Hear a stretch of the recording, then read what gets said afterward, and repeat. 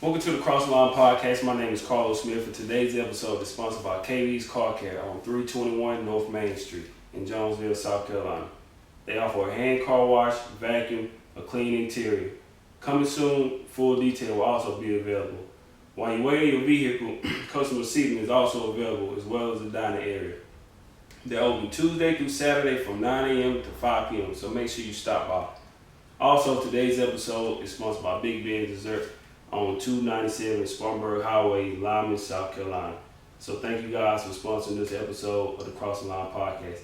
Today we are once again in Greenville, South Carolina. We have another very special guest with us. If you watched the interview a couple of weeks ago, we had his son Jared Smith on, entrepreneur. Now his lovely mother is on, Miss Ellisha Davis, the owner of Royalty Styles and Hacker. How are you? I'm fine, thank you. Oh, thank you for having us once again in your building again. I enjoyed our conversation off air, so I know people will definitely enjoy it. And like I said, I was glad to know that you watched the previous interview with your son and you enjoyed it that much that you wanted to come on and share your story. Yes. So I appreciate that very much. So starting out, actually I want to talk to you a little bit about his book as well, because of course you were his mother, so he had you in the story as well. So what was kind of like your initial reaction to the story, to the book? To the book? I absolutely love it. I had no idea that he was pouring that much thought into writing. Mm-hmm. And he only mentioned to me twice out of the 3 years it took him to write that book. He said, "Mama, I'm writing a book." And he mentioned it again like a year before it dropped. And then on New Year's this year, he posted online that he was dropping a book. And I'm like, oh my gosh, he really did write a book. Mm-hmm. So I was just full of joy. Right. And I told him, like, right at the very beginning of our conversation, I said just one of the things a couple things I took away from him. I said, man, I could tell that I could tell that he was very big on Jay-Z, because like the quotes that he would use. And then also I was like, your mom, she's like a real MVP, because she really went through a lot and she still held it down the best that she could to provide. And the stuff that he put in, I was like, man, it was very deep. It was touching. So it's like I said, I'm happy to have you on today, because like, man, the stuff that you did to try to keep everything together, like it's tough. But look at where you are today. So it's definitely a beautiful thing. So for people watching, I know you said it earlier. You told me off camera, like you originally from Jonesville, right? Uh-huh. And how was your childhood like? You know, just from the story and everything that was put into that book and everything. I want to ask you, since you're here, what was it actually like your childhood like? Well, my childhood wasn't easy. Didn't have a silver spoon in my mouth whatsoever. Mm-hmm. We came up in a small town called Kelton. It was a lot of violent and drug-related area. Mm-hmm. So, of course, growing up in that type of establishment and then getting beaten in us as kids, all we saw was violent and drugs. It poured in. The energy ended up getting into me. Mm-hmm. So I ended up becoming violent and just got there fighting a lot and drinking, and it felt like that's all I knew. And so at early age, at 16, I had Jared, and then a year and 8 months later, I had his sister Taisha. But by 18, I had both of them. Mm-hmm. And I started getting mad at myself, like, okay, I kept looking at them, I'm like, I got to get them out of this environment. I was raised up here and all I saw was violence and drug. I refused to bring my kids up in this.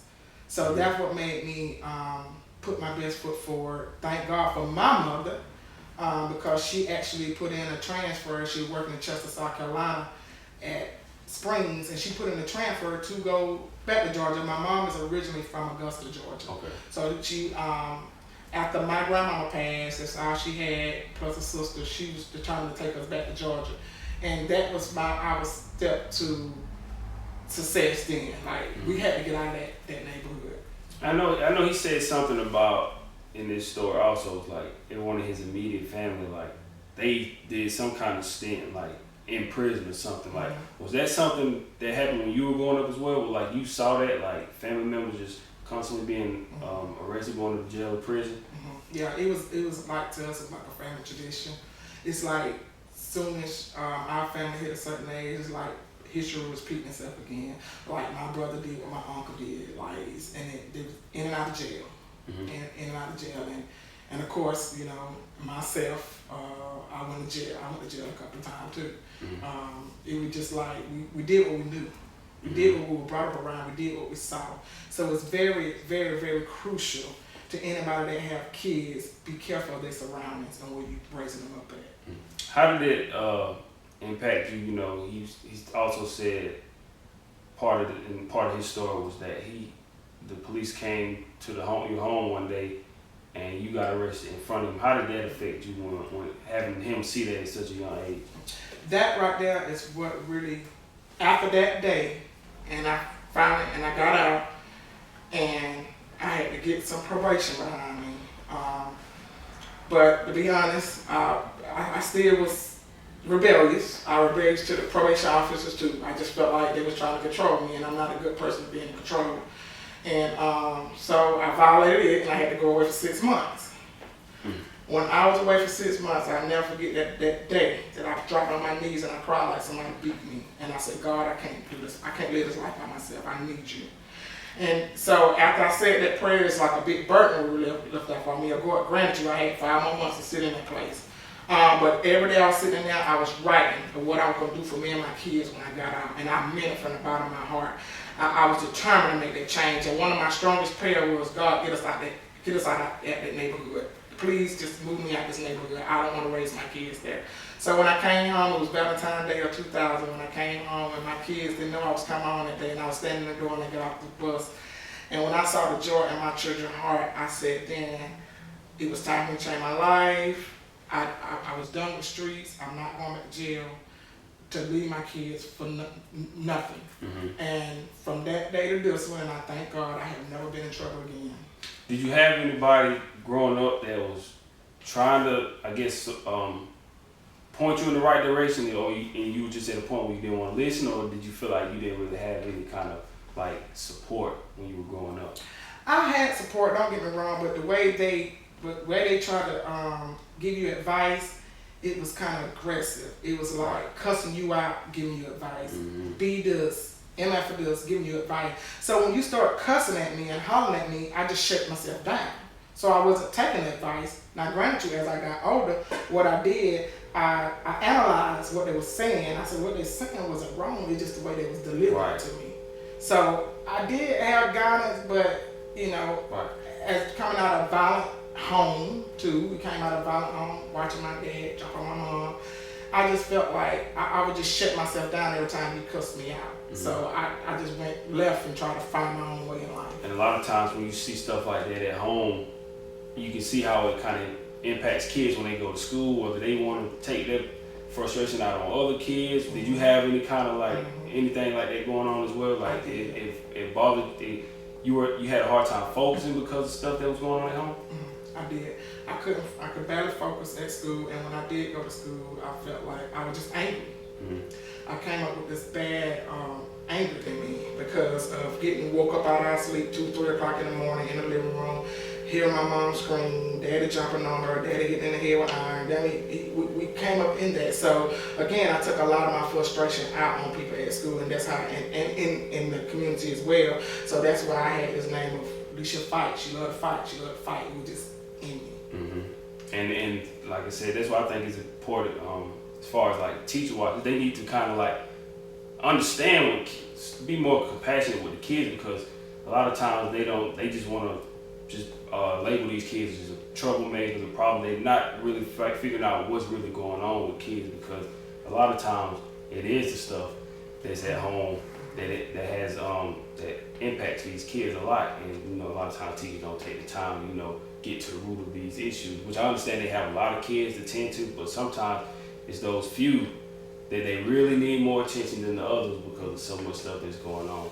But did you, with your children, did you try to, of course, like you said, sometimes it's a lot about how you talk to people. They can rub people the wrong way sometimes. So for you with your children, was it something you try to be mindful of how you spoke to them when you were raising them? I did. So after coming up from parents that was controlling and cussing you out and telling you to do stuff, I reversed that. So what I did when it was time for my children to do chores, or if I needed for them to do something, versus coming there screaming, telling them to do it, I always asked them to do it. And then I'll ask them like, after 2-3 times, like, all right, I don't want to ask you again. You know, so I start humbling myself and I start approaching my kids in a totally different way than I was approached coming up. And I see a big difference too. I can see a big difference. My children are not perfect, but I can see a difference in them and the way I came up. I want to go a little bit, jump ahead a little bit more when you was talking about, you know, that point where your children, when Jared saw you get arrested, and once you got out, you of course you prayed to God, and you said once you got out, you were gonna change things, and you decided to go to Florida. How was that initially? Like, was it just like spur of the moment, or was it planned out when you decided to go? And how did family receive that when you said you were leaving? Okay, well, after praying, like I said, my mom, she ended up, my grandmama had just died of January 2000, and I came home on Valentine's January 2000. So my mom had told us about a couple of years before that. She said, anything ever happened to Jamie, which was our grandmama, she said, we're going back to Georgia. And so my mom she really didn't say nothing to her. She just came home to me one day, because at the time my mom was staying with me. Because when I came out, I got my own place and my mom was staying with me. She came in the living room, she said, okay, I got my job transferred to Georgia, you going. The first instinct, I ain't going on Georgia, I ain't going down there. That's the type of mentality I had. And then when I laid down and tried to go to sleep that night, it's like God started like poking his finger, like, you prayed to get your kids out from up here. Here's your opportunity, go. So then when I got up that next morning, I told her, I said, Mom, I'm going. And so it was her changing her job. She asked for relocation for her changing her job to Georgia, and I followed her with my children. Oh, so she came with you? Yeah, it was her move, and I went with her. Mm-hmm. Oh, how did it feel to have your mom? Like, do you feel like you could have made it alone if you had to, or were you just hoping and praying that she was gonna come with you? Well, I was determined myself to go on anyway, but I just didn't know where to start. First of all, at that point, I had to even go back to get a GED to even get a job. You see what I'm saying? But my mom was faithfully already working, so it was easy for her to put in transfer her job. So with her coming along, now, because I'm still at home trying to figure out, okay, how I even gonna do this? I just want to get out from up here. Right. And just so happened, like, it was great that her job transferred her without a shadow of a doubt. It was like 2 weeks. After she told her she had 2 weeks to get down and get moved. And out of nowhere, we packed it up and we moved. It's so many times it's really just about stepping out on faith. Like, you know, it's like I read so many times from a lot of different stories and people saying it's like it's not for you to figure out how it's gonna happen. You just need to go and do it. Like, don't worry about how it's gonna happen. Just know that's what you want to do. Then just take that first step, and everything will work out. And something else from the story, it just felt like, just reading this story also, was like you were just so independent. And it feel like you said even though you struggled, you worked hard, you didn't really want to ask for help. Why were you so bent on like being independent and not, asking for help? Okay. After being with their father for 8 years, he wouldn't allow me to work. He did everything for me, but he was 10 times controlling. He became abusive. So now I'm seeing myself going through what my mom go through. He wouldn't even allow me to work. When I did try to get a job at Hardest, he came in, showed out one night, and I lost my job. So it was like I was scared to go try to get a job somewhere because he's going to come and embarrass me and I'm going to lose it. So what happened was he took care of us. He kept a roof over our head. He took care of me and the kids. He paid all the bills. But when I tell you it was mental and abusive and physically, stress came behind it because I had to get jumped on and get told what to do all the time because he was the breadwinner. So after getting out of that relationship, and of course I got in that relationship with him young, and I had 2 kids. And after I finally got, and it took about 2 years before we left and went to Georgia, something happened in his life where he had to leave for 2 years. So that's what started separating us. Right. So shortly after he got out, the move came for us to go to Georgia. So I made in my mind then, I refused to let another man take care of me. I refused it. I said, it's no way. I said, if I can't meet them halfway and help them, I don't never want no man ever doing nothing for me like that again, because like I said, it was a lot of mental and physical abuse came behind it. So that would push me to be so independent. And it was hard for me to go ahead and ask anybody for anything, because I was scared if I asked anybody for anything, they're going to make me feel like I owe them something. And so that's what pushed me to the independent mindset I am today, and I'm still like that today. Right. Yeah. I was just like, by the way the story was like, you it was no way you were gonna try to come back this way. You did every single thing that you could, and like you just worked so hard, even though you may not have the time to spend time with your children, but you just were so determined, like working like day and night, like just constantly working. So could you, when those things started happening with Jared, could you actually tell like some of the things? Did you notice anything different because you worked so much, or did you just think it was just like normal, like how he was just doing the regular daily routine? Now he looked normal. I never had no problem with him going to school. I never had no problem with him skipping school. At the time when he did lead into that trouble, his sister was skipping school at the time. So to me, with working so much and focusing so much on her, I kind of took a little bit of attention off here because I'm like, oh, he all right. I don't have no problem out here. When I tell you, Jared got his last punishment whooping when he was like 12 years old. And that because of something he had done that he had got at school and he had got suspended, but he didn't tell me. So he hid hiding in the bushes in 2 days. He was suspended the whole day. And then he'd hop on the bus and ride back home like he ain't done it. So what happened was, after that, Jared was so respectful. He was never disgruntled. He was never disrespectful. He told my mom, he said, Mama, Granny, I don't never want to get another whooping by Mama. And he did. But so, again, his sister on the other hand was like night and day. So I started putting a lot of attention on her. And I worked a lot. I worked so much to keep income coming in because I was ever scared going to have to depend on anyone, especially a man. I was so scared of doing that. So with me working so many long hours in Atlanta, the way I did in the salon, somehow Jared will lead her. And of course, when you're working so long, I come home and crash. I mean, I take a shower, make sure they don't eat, and I'm out. And they knew when Mama go to sleep, Mama ain't wake up till in the morning. So somehow Jared would get out the house, and he had this little clique that'll come and wait at the bottom of the stairs, cause we stayed upstairs. And so he'll come, his little clique will come and get him, and he'll walk downstairs, and he'll be gone that night. So I woke up one morning, and I had to go right past his room on my way to the kitchen to cook breakfast. And I looked and noticed his bed was still made up. And I'm like, this is not like Jared. Jared ain't never ever stayed out nowhere without saying nothing to me. So the first thing I did is turn back around, went down the hall, went in my bathroom, and I prayed. I said, God, we is in Atlanta. Please just show me that my child's alive. Because I was scared on the phone call saying he was killed. So I got up, and of course my nerves still shocked. And I finally got a phone call from one of his friends about 10 o'clock and telling me what happened. He had went to jail that night, folks. So that's why he didn't make it in that night. So yeah, it took a tragic. Stress came in. My hair started thinning then. So I was just shocked of what he was in there for. I'm like, my rock did that, you know.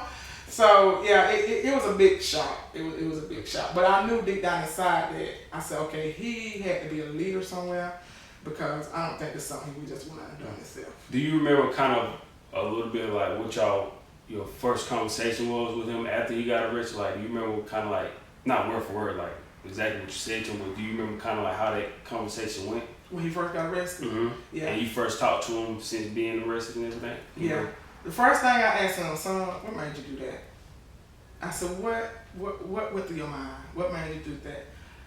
I don't know, Mama. I don't know.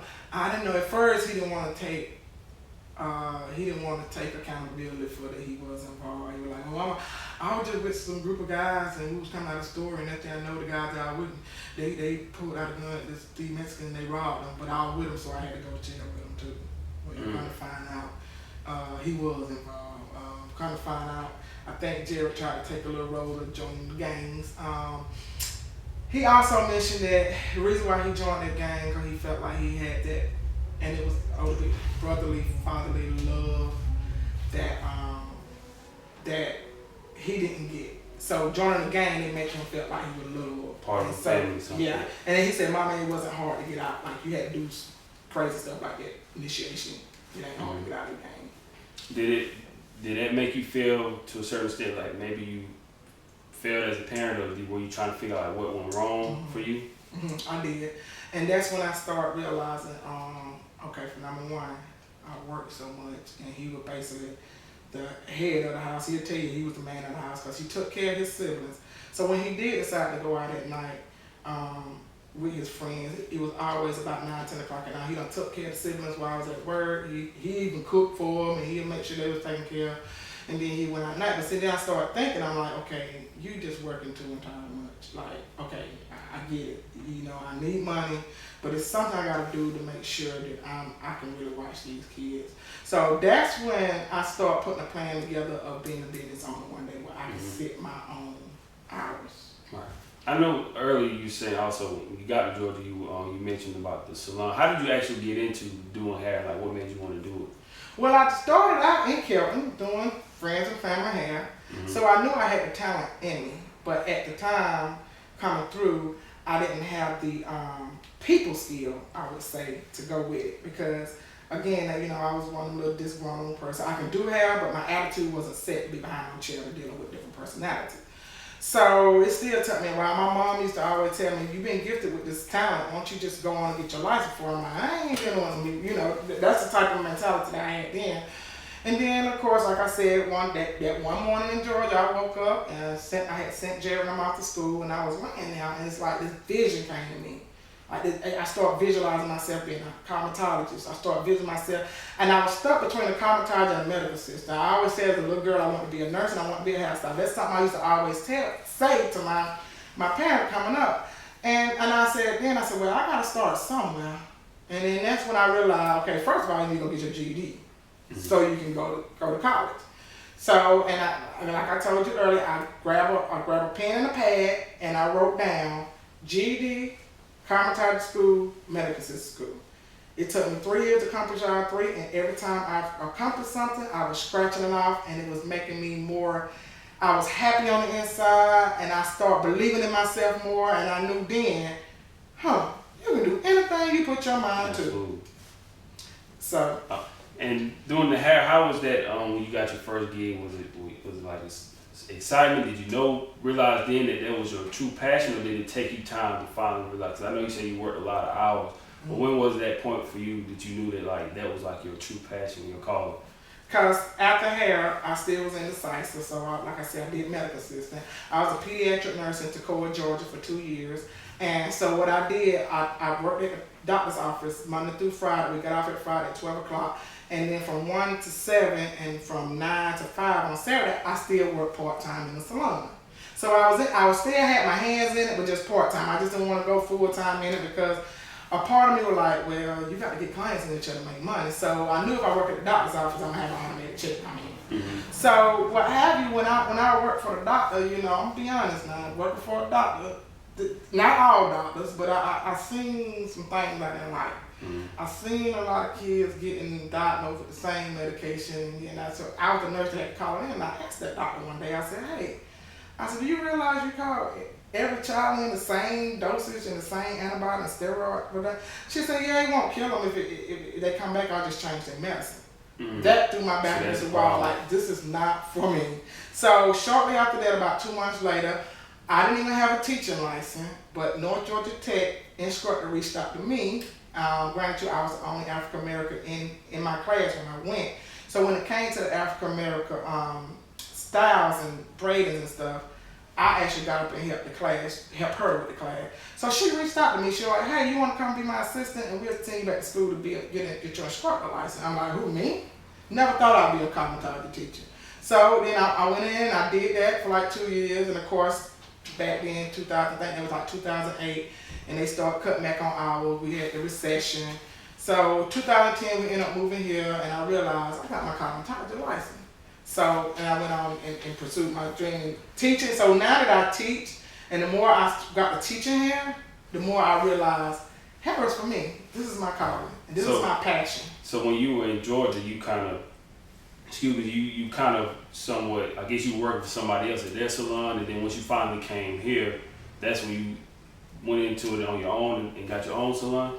Well, in the beginning, when I first finished school, I started working inside of Walmart in Toccoa, Georgia. I left Walmart, and then it was a beauty supply store that had its own one-chair salon in the back.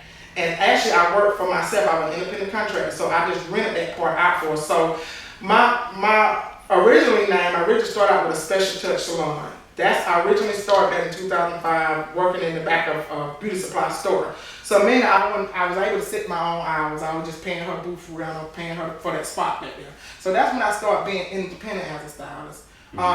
Granted, after leaving Toccoa, I went to Atlanta, and I was scared to go right back behind the chair. I'm like, I get clientele built up when you're being independent. So I went back in Perimeter Mall, and I worked at Trade Secrets Salon. That's where I work when I working out of long hours, when Jared knows at home.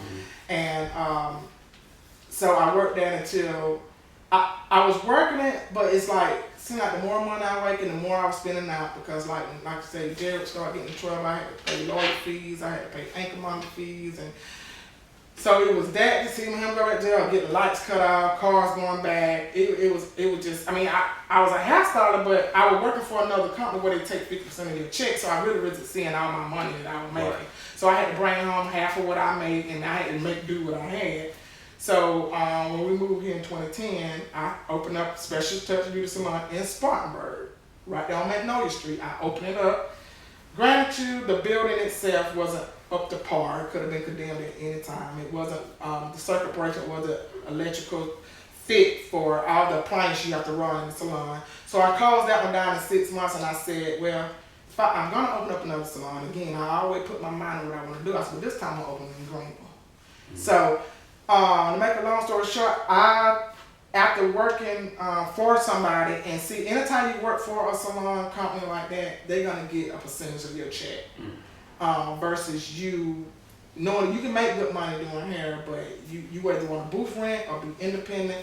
I'd rather pay rent on my own building, but I know what I can bring home after I'm paid that rent, versus the higher I made in those companies, the more the commission they was taking out of my check. So that caused me to fall short from trying to pay all the bills. And then, like I said, when Jared got in that trouble, that was extra bills on top of me. Right. So that's when I started seeing the tow truck come get my car, because in my mind, I don't want my child to go to jail. Right. And I want to stick there real quick. You saying like getting behind on bills. How was that kind of like? I know that could be tough to hold, and I pray I never had to be in a situation like that. Did it feel like you had a point where you had to make a decision between paying bills or keeping your child out of jail? Like, what was that like? You know, trying to do both, and then of course, I know he's been mentioning his book kind of fell behind a little bit, so he ended up going back. But what was like that decision, like trying to pay the bills or like seeing your son lose his freedom again? So that second time he went back, I just couldn't do it no more, because at this point I had to pay the light, I had to pay the rent. I'm like, I just can't pay, baby. I just don't have the extra. Like, I would literally paycheck to paycheck. So that last time he went in, came out, they took the monitor off his leg. So he hadn't been found guilty of anything of the crime. So I knew. My sister reached out to us. She was like, hey, why don't y'all just come back here? The last thing I want to do is come to South Carolina. But I just felt like we were put in that position to shift the atmosphere. So we did. We moved back to South Carolina, and again he had to go back and forth to his court dates and stuff. And finally, he got it. He got it where he ended up with probation. But they was able. We told him our situation. Like, I just couldn't afford to keep. Like, literally, I was to the point that I was getting evicted, and my sister said, "Come, you come with us." Either dad, we tried not to come. We even called ourselves going to go to a shelter one day. We went one day, and Jay was 18 years old, and I had always had my 4 with me. And they messed around and split him in a men. They separated us. So I'm like, no. That next morning I got up, I said, okay, we're going to take my sister's proposal, and we're going to South Carolina. Because they separated us. When they separated me from my kid, that was a done deal. Yeah. And it's like, but it's good to, it's one of those things sometimes you kind of have to say pride or whatever. You just kind of have to, sometimes it's okay to ask for help. Everybody needs help at some point in time. So I know you didn't want to do it, but when you finally came back, was it like a bit of a relief? And like, did you move to Greenville once you finally came back? Or Spartanburg, Born Springs. Spartanburg. Okay. Did you? I know we talking about everything in the past. Did you have kind of like a little bit of resentment towards where you came from, or do you try not to go back there, or do you try to stay away from it? How do you feel about where you're from now? Yeah, I did. I had a lot of resentment because I had a lot of literally right before 1 year. No, it wasn't even 1 year. It was actually a week before I had to leave and go to Colombia for 6 months. I had got raped in Spartanburg, so I had trauma. And I knew the guy that did it.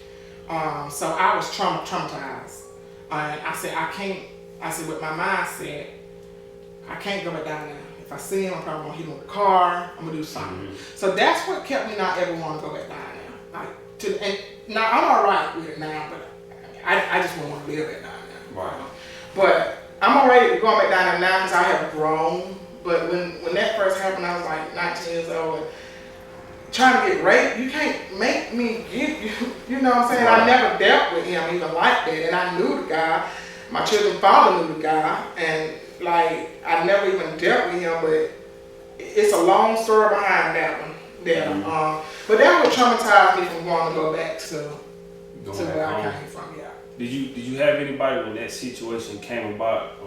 Did you talk to anybody about it, or did you just something you held in to yourself? Like, or did you feel like you didn't have anyone to go to? Well, I feel like I didn't have anyone to go to because of people had already kind of labeled, stereotyped me as a young person because I had children younger and I was this grown person, like, oh, she got what she deserved, that type of stuff. Even my own family, telling me stuff like that. So I felt like I really didn't have nobody to go to. So, granted, when I got to Georgia, it seemed like I had people that had an ear and a heart that would listen to me and listen to my story versus the people where I came up from. Because everybody looked at me like, yeah, whatever, you got what you deserve. Right. And a lot of times those people that you don't even know can be your biggest supporters and help you out the most. How is your relationship with family now to this day? We are a lot close because now we know our limits with each other. Like sometimes we know now when to give each other space. Mm-hmm. You know, it's better. It's a whole lot better. We have family gathering a couple times a year, but we space it out so we can enjoy each other when we do. Mm-hmm. But prior to that, it was a lot of bitterness, jealousy, and you couldn't really be around too long, because especially when you're trying to share your dream with them, and they shutting it down, and it was a lot of bitterness with that. But now, like I said, we when we do get together, we love, but our love is strong now. That's one thing about it, our love. We got a strong love for each other, but we can't be around each other every day. You go crazy. And sometimes that's how it is with family. You love them, but sometimes you need that time apart. Mm-hmm. Who would you say was like your biggest inspiration, your motivator, your biggest motivator? Like somebody that taught you and kept pushing you to do your best? My biggest motivator, believe it or not, it wasn't a family member. It wasn't a family member. It was actually after I found my heart to go to school, I had my instructor, she was an older Caucasian. And she saw something in me that I didn't see. And the things that she would tell me and beat me, and she believed in me. That's why she offered me that instructor job. She believed in me. So she started opening my mindset of, this is what you really are. You just don't see it. Mm-hmm. She was like one of my biggest motivators. And then after getting behind the chair, you'd be amazed. That's why I love the job. Another reason why I love the job. Some of the people that get in my chair and some of the things that they could just inspire into me. Like, to this day, I'm still being motivated. Right. So that's why I'm really careful of the type of clients I allow too. Because you got to be careful with, who feeding your spirit and certain things. So, but yeah, my instructor, my commentator instructor was like the biggest motivator. And I know we had a lady back in Atlanta last year. It's crazy. I think she was in Buckhead, Miss Panay Akru, and she was saying, one of the things for her was, she loved about doing hair was because sometimes these women would come get in her chair and they were just broken and their spirit was just broken and just something as simple as a hairstyle would just lift them up and keep them inspired. So what else would you say was like your favorite thing about doing hair? It's bringing out that inner beauty in them. Again, they come in, the most thing I see when women start going through a breakup or a divorce, the first thing they want to chop out this beautiful hair they got out. they feeling down. But it starts with a great shampoo. When you massage that scalp, and there's certain points in the head that you can massage that actually bring the stress level down. And now you put them at a relaxed stage. And so now you got them relaxed in your chair and you give them this beautiful style. I done had them get up and give me big hugs. They literally will have tears coming out of their eyes. I just thank you so much. And it's that passion of just bringing beauty out of others. The beauty from the inside coming on the outside now, because I just love to see them smile. I love to put a smile on their face. And I am a female, and I know we don't feel good right here, though. All right. It's kind of the same way with a haircut, you know. Like I remember my barber actually was telling me, like, that's one of the in the profession that you guys are in. This is like the only time was like you let a stranger. Of course, over time you get to know these people that do your hair or cut your hair. It's like the only time you really let somebody get that close and intimate with you, to get that close to, you know, touching you and doing your hair and everything like that. Mm-hmm. So it's definitely a serious profession. As we progress, though, allow me to take one more time to thank one of our sponsors, Ms. Charlene Davis of Charlene's Home Cooking on 1136 East Blackstock Road in Moore, South Carolina. Charlene's Home Cooking is a family restaurant that cooks like grandma with fresh veggies and meats cooked to order. You can do a meat with 2 sides, a meat with 3 sides, or a veggie plate. Cake, pies, and cobbler are also available for dessert. She wants you to feel at home anytime you visit, so stop by Monday, Thursday, and Saturday from 11 to 6. And Friday and Sunday from 11 to 7. Everything is fresh and from the heart, so make sure you guys stop by if you're ever in Spartanburg. So thank you, Ms. Charlene, for also being another sponsor for the Cross the Line podcast. Now, Ms. Ellisha, one of the things I want to ask you also, I know you kind of said it earlier, but you saying about your breaking point being seeing your children, seeing you get arrested. What else would you say was there anything else would you say was probably like your breaking point of like, or like a moment where you felt like you would make a career change and go all in on hair? Yes, again, after trying the nursing part, and I realized that when I started doing hair, I do a little bit of advertising, but all my people were coming off word of mouth. Mm-hmm. They was coming off styles that I've done. So when I started just seeing my clientele grow, and I really didn't do a lot of advertising, I knew then, I'm like, okay, this is definitely for me. Again, it is great money behind it, but money gonna come to you when you got the passion for it. So hair is just my passion. I absolutely love it. But what got me to a really breaking point after doing hair 20 years, and now that I'm middle-aged, and I see a lot of my middle-aged clients come in and their hair is thinning. So as a cosmetologist, I'm gonna read up on product and like, hey, this product say it thickens your hair, it grows your hair, and it really don't work for a lot of people. It might work for some, but it don't work for all. So that's what really put my foot down and made me look into being a hair loss practitioner. Because not only do I love to style my client hair, but I like to save their hair. I like to watch their hair grow. If you come to me and your hair's constantly thinning and I can't do nothing about it, and most people I hear them say, well, I'm going to have to go to a dermatologist to see if they could. Well, dermatologists might know a little something, but they mostly study skin. Mm-hmm. So a hair loss practitioner, we study the root of hair loss. So that's what made me really, really push my best foot forward in this industry. I absolutely love the hair loss practitioner because the clients that been thinning for years, and they may be their first time coming to me that, well, it's hereditary. My mom had it, my dad had it, I've been doing this for 5 years, it ain't gonna grow back. Wrong. Because now, once you get into the hair loss practitioner, they do have such thing as laser light therapy. It really do penetrate the follicle, and it does grow the hair. And not along with that, I love the fact that the company that I actually went through and I got certified, we offer more hair growth or your money back. So we know what this does. It really is going to grow your hair. It's a year treatment. You get up under the laser lamp 1 time, 2 times, or even 3 times a week. Depends on how fast you want to see the result. But their hair really grow back permanent. You do not have to walk around with, and it's for men and women. Mm-hmm. Just because your father's hair start balding at the top or your hair start receding, you can put a stop to that. Laser treatment works. It works. So that's what really pushed my best foot forward in this industry. So now I'm more focused. I still style hair. Don't get me wrong, but I'm more focused on treating the hair and growing it and stopping it from coming out and regrowing it. What would you say are some do's and don'ts? I guess for people that want to get in your industry, because I know earlier we were talking about one of the main things is like customer service and how you treat people.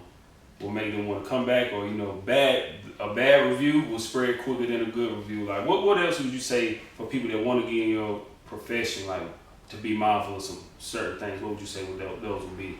Okay. Well, in this profession, you definitely want to treat, no matter how many times a week or how many times a month that you see your client, you always treat them like you just saw them.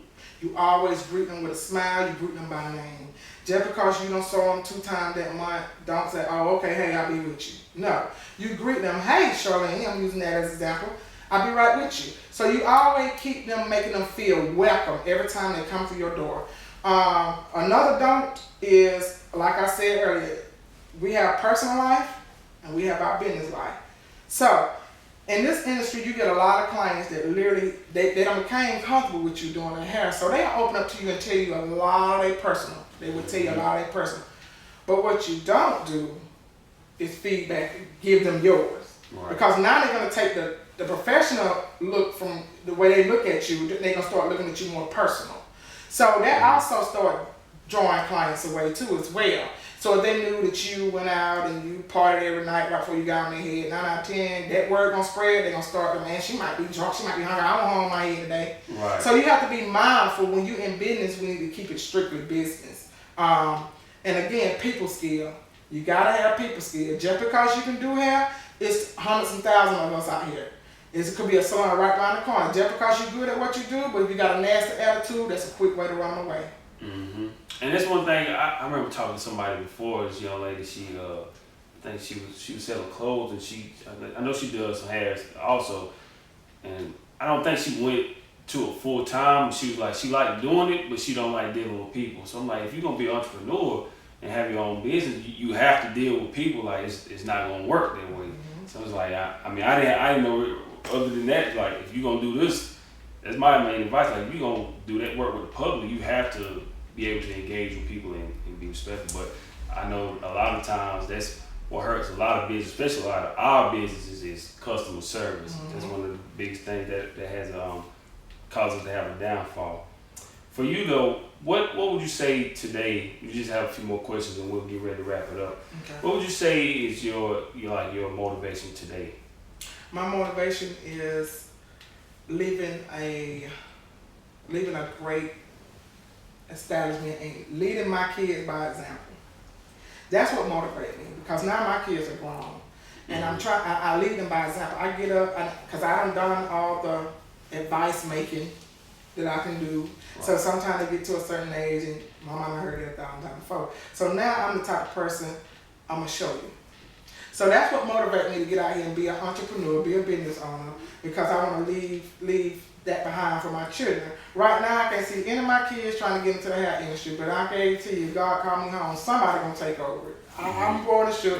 And I have grandkids, so okay. I'm just pretty sure that somebody, it's like I'm leaving a legend for them. It's like I want to set the tone for them to let them know you can do anything you put your mind to, and owning your own business is one of the great. It's a beautiful thing. But piggyback on customer service again, just because we own our own business don't mean I ain't got to clock in. So you got clients sitting out there waiting on you. That's the easy way to run people off. Yeah. Don't do it. Absolutely. Just like when I had to go to Walmart and clock in, I treat myself the same way here. Mm-hmm. So if I tell my client to be here at 9, I'm here about your 8:30, and I make sure that everything tied up, the room is comfortable for them, whether they're hot or cold, and I still do it the same way, because you are your business now. You really have to. You might not be punching them out of clock, but again, you still got to be mindful of your client's time. Exactly. I think entrepreneurship might look cool because you might have your own, and like you're your own boss, but like you said, to me, I think you actually work harder as an entrepreneur than you do as like working for someone else, because it's no manual to it, or nobody telling you when you got to be there, when you leave, when you got to take a lunch. It's like you have to put in more work, like constantly. as an entrepreneur. So I would definitely tell people, make sure you be mindful of that. And it goes back to something else. I was actually listening to on my way up here. It was this lady, Lisa Nichols. She was speaking and she was saying, in order to give, she said you have to do the things that other people won't do to have what other people won't have. Mm-hmm. So like you just have to constantly grind it and put it in work. So it's like just the business part of it. I mean, I love it because you get to interact with people. Like today, it's like our first time sitting down, so it's a pleasure. But it's like those things, man. Like I told you before we started, like I don't take these things for granted. Like I put in a lot of time and effort to do the research and study because it's a lot to it for me. I'm not saying everybody has to do it this way, but just for me personally, like I just take it serious and I want that to show in my work. A couple more questions and we'll get ready to wrap it up. How much time for you would you say that you put into your craft? It took, for this establishment? Yeah, in total, just even today, like how many hours of work, like you think people should put into, like just put into whatever, well, just answer as a broad question, like how much work do you think people should put into what they want to do? Okay, well, you definitely want to, anytime you get a vision, you want to plan and you want to implement it. So meaning I said, give yourself, once you come up with that plan, give yourself a year, could be short term. Some people make it long term and 5 years. But the main thing is you come up with that plan, now you got to feel, especially when you come into business, you got to feel out, okay, where the funding going to come from? Or what do I need to say to get this started? So it took me, what drove me to open this one is I was teaching at Virginia College, 2008, December 5th. They came in, they said, y'all job in 2 days. Y'all don't have a job, we're closing our campus, we lost our accreditation. So when that happened in 2008, I didn't give myself a week, but I had been doing that for a while, but I was over, so I kind of rushed into this one. So that, I mean, when I tell you I stepped out on faith, I stepped out on faith. So I said, you know what? I was over teaching. I said, I don't want to teach for another private school. I'm just going back behind the chair. Here's what I love to do, and that's what I did. So I gave myself a week, and I started on one road in the suite. And I was working at Amazon night shift. When I took a job at Amazon, working night shift, and I would go in there during the daytime, and I do a few clients trying to get my clientele built up. Well, I stayed at that one for 3 months, and I moved over here in March of 2019. And every day came in the beginning, you know, I still trying to get, I opened the salon trying to get clientele built up. It was in Greenville, but I worked in Spummer. I didn't really have no clientele here. But I believed in myself and I knew my work that I put out. So in about 6 months, I started really seeing revenues coming in. I was working for Jackson Hewitt too for the last 6 years. So just this year, I implemented my Davis tax preparation in here. So I do taxes during tax season as well. So because I'm like, well, while I got the salon, I need different streams of income. And so I started thinking about the talents that I had. I'm like, well, I had been working with Jackson Hewitt. It's time for me to step out on my own, do my own. And that's what I did. So now I offer taxes here. But the time that I put into this one was,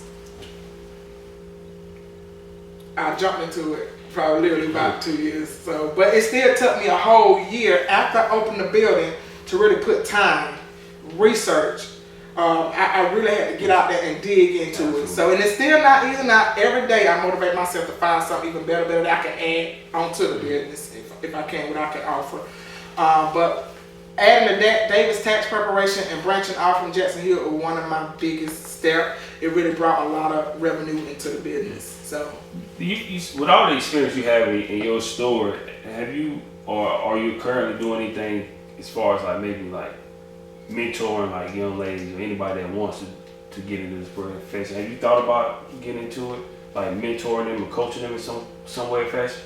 Well, that's a good thing about me being part-time right now at Greenville Tech. I am teaching the young ones, and so I am able to talk to them as I teach them in my class and motivate them into, you know, what can lead to. And I also tell them, I said, you don't have to just stop doing hair.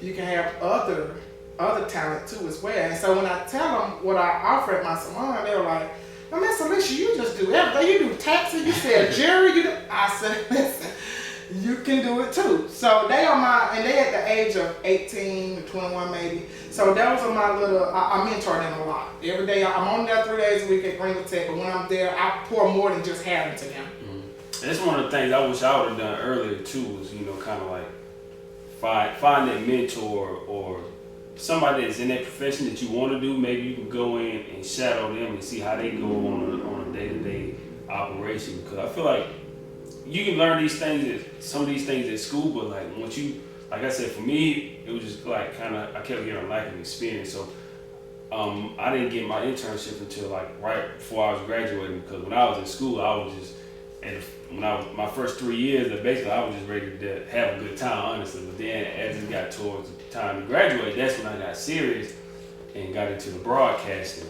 But I think if you can find someone that's doing what you want to do or have an interest in, like if they just came in one day and just want to just shadow you or something, or any kind of like advice that you can give them, I think that will greatly benefit anybody that's in that field. But a lot of times, of course, you gotta speak up. Yeah. And sometimes closed mouth don't get fed. And that's what happened for me. Like I just asked for an opportunity, and like I said, you never know what somebody will do for you. Somebody I never even knew gave me an opportunity of a lifetime. So it's always about speaking up.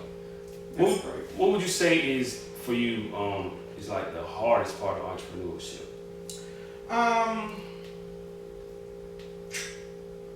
Well, in the beginning, it was more of just dedicating myself, because I did have that mindset like, well, I ain't got to clock in. I just go when I feel like it. So it basically just it was discipline. I had discipline to myself. Right now, the hardest thing for me now is I'm my own accountant and I run the business. So sometimes I get so wrapped up all month long doing clients, till I forget to sit down and do my QuickBooks for that month. So that's the most challenging part. Like I have to stay on top of my QuickBooks, stay on top of my revenues, my expenses, and it got to the point where I'm like, do I need to just hire somebody for this? But granted, I'm a tax preparer and I have a degree in accounting, so I'm like, I still can say I can still pour all the money into my own business. So that's the most challenging. Now, as far as dedicating my time and stuff here, that's no problem. It's just trying to balance out being so busy behind the chair and taking that time out. And the only day I have off a week is a Sunday, and on Sunday I just want to rest and eat. But Sundays is the day I have to take some time to sit down and do my QuickBooks for that month. Right. That's like one of the most challenges. I gotta ask you this, because you've been through so much, and of course the journey is still going on. But how important is faith been in your journey? Because everything that you've gone through, you had to have some faith to get through it and just believe that. And like you said, you prayed to God to get you out of situations, and He brought you through it. But how important has faith been in your journey? It's very important. And I drill it like a drill sergeant in my children. When they come to me with a situation that I can't handle, or I can't change, I guide them to faith and prayer. I said, because that faith and prayer open doors that you had never thought that were open for you. So my faith is so strong now till it's just hard for me to endure negative or to endure I can't do mentality. Because I know what God can do even if I don't see it. Absolutely. You know, so it's my faith is very strong. My final two questions: what would you say if you had to lay out your own personal blueprint for entrepreneurship? What would you say would be your blueprint?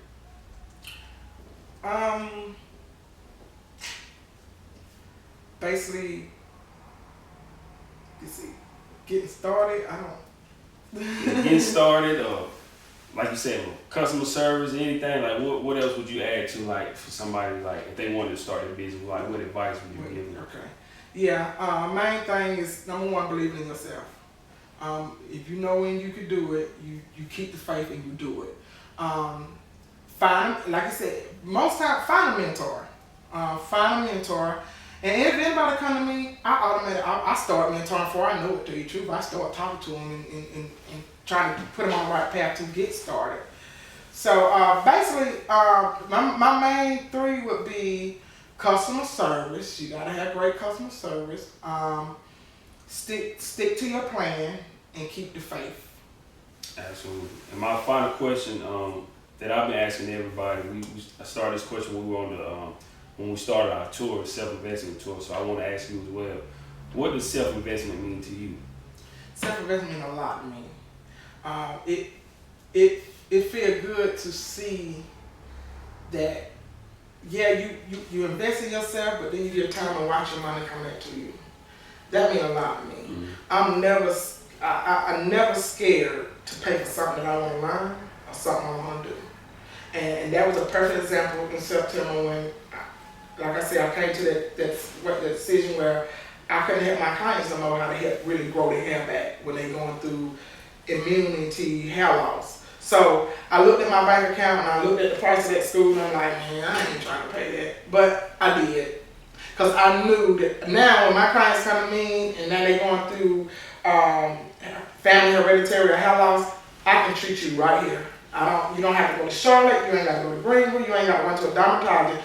I invested in myself to get the equipment to be able to treat them right here. So it means a lot to me and it feels good. Absolutely. Well, Ms. Davis, I want to thank you for taking the time to open up your shop once again for an interview. I enjoyed it. It's great to hear your story. I know you got to be proud of Jared and all your children, how they turned out. Just your story was just inspiring to hear so much and everything that you've been going through. But definitely keep it up. We want to let you know we appreciate you for everything that you're going through. You inspired me just hearing your story. I really enjoyed it. Before we get out of here, can you tell everybody how to find you? Yes, I am located on 726 Lavendale Hill Road, Suite E. That's right here in Greenville. I'm located right next to the Prestige Barbershop. This is Love Plaza, and we right off 385 off South Pleasantburg. If you take 385 way coming in here, it'll bring you right to South Pleasantburg. And you get outside to South Pleasantburg, we'll make that first right at the light. And also, one more thing, can you, for anybody that's watching this in any field that they're in, that want to pursue their dreams or the job they're at, just give them a bit of advice that you have for them, words of encouragement. You can do anything you put your mind to. You are what you think. Absolutely. Well, thank you again, Ms. Davis. Hope you guys enjoyed this episode. If you didn't get a chance to watch it live, make sure you go back and watch it you can listen to it on Amazon Music, Spotify, iTunes, iHeartRadio, SoundCloud, Pandora, and also YouTube, and also on my website, carlosksmith.com. So hopefully you guys enjoyed it and learned something from this episode. Until next time, keep chasing your dreams. This is Cross the Line Podcast. Thank you for listening. Thank you. Hi, I'm Ellisha Davis, owner of Royalty Styles and Hair Care here in Greenville, South Carolina, and you are watching Cross the Line Podcast.